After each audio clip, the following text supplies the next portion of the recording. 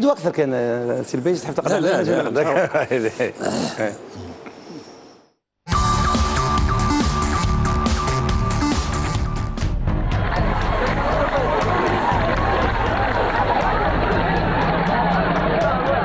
الزعيم الراحل لحبيب بورقيبة بعد النضال وتحقيق الاستقلال وبناء الدولة الحديثة وبعد إبعاده عن رئاسة الجمهورية بحجة المرض تحول مقر إقامته إلى المنستير اللي ما غادرهاش أبدا.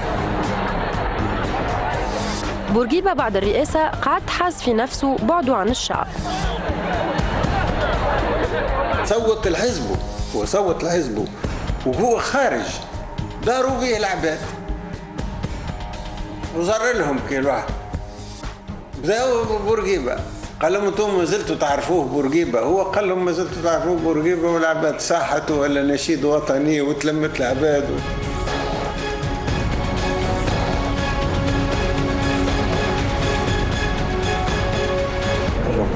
ما خفتش لا. لحبيب بورقيبة كان في فترة المرض هذه حزين من إقامته اللي سماها الكثيرين إقامة جبرية، لكنه ما كانش ظاهر. حاجة قليلة.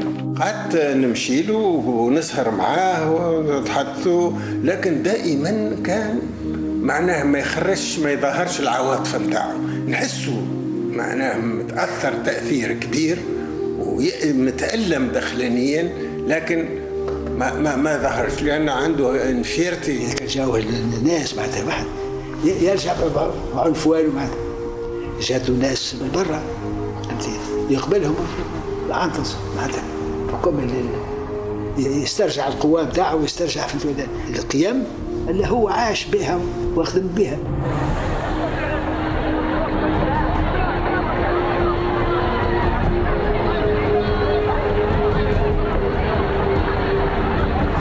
يروي طبيبه المباشر طلب بورقيبة أنه يوصل شكايته لسفراء الدول الكبرى. خليته يريد شوية، قلت له باهز الرئيس توا باش نعمل برنامج وإن شاء الله نطبقوا هالوضع. اهدى شوية الوقت اللي جيت مروح مع 10:30 قال لي ما تنساش اللي وصيتك عليه. أنا خايف لا يزيد يفضح الأمور. قلت له تهنى سيد الرئيس. من وقتها من نهارتها الغدوة الصباح نسمع. تنحيت كنت مدير باستور 30 سنة وأنا مدير باستور نحاولني من إدارة باستور. من وقتها ما عادش خلاوني نمشي له. مشيت من غدوة باش المراق قالوا لي الزيارة غير مقبولة. شكاية خطها بيده لحبيب بورقيبة في فيفري 1990 الوكيل الجمهورية يرفض حالة الاحتجاز اللي هو فيها. الرجل هذايا يضحي بحياته كلها لخدمة الشعب بتاعه، لا غاية له إلا خدمة الشعب بتاعه، ولي جعل معناتها الشعب هذا قادر باش يولي وحده.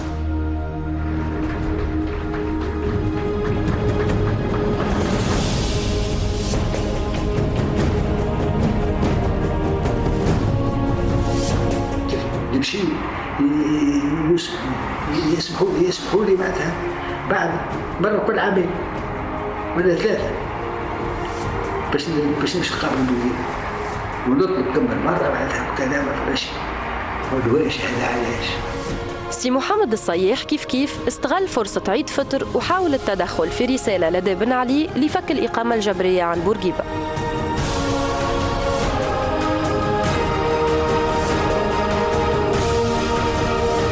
في 6 أفريل 2000 توفى لحبيب بورقيبة.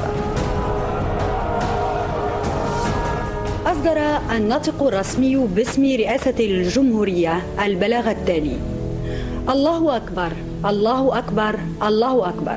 على الساعة 9:50 من هذا اليوم وافى الأجل المحتوم الزعيم لحبيب بورقيبة الرئيس السابق للجمهورية بمقر إقامته بمدينة المنستير عن سن تناهز 97 عاما. تغمد الله الفقيد العظيم ابن تونس البار لحبيب بورقيبة بواسع رحمته وغفرانه، ورزق الشعب التونسي جميل الصبر والسلوان، وإنا لله وإنا إليه راجعون. قامت له جنازة رسمية صحيح ما تبثتش في قناة تونس 7 لا مباشرة ولا بصفة كاملة، وإنما شاهدنا بعض الدقائق منها في نشرة الأخبار. وحضر الرئيس زين العابدين بن علي مرفوقا بأفراد عائلة الفقيد العزيز. كما كان في تشييع الجنازة الوزير الأول وأعضاء الديوان السياسي للتجمع الدستوري الديمقراطي.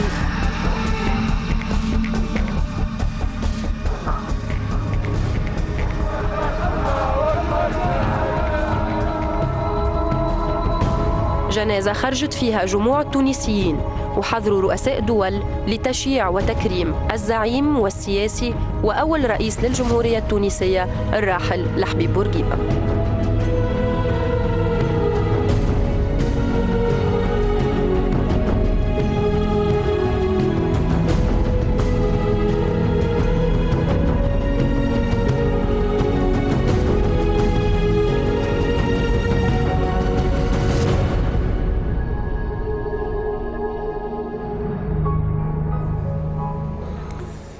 سي الباجي ماذا يعود لك بالذاكره وقت اللي تشاهد هذه الصور؟ شيء أول الاشياء اللي ترجع لك؟ أنا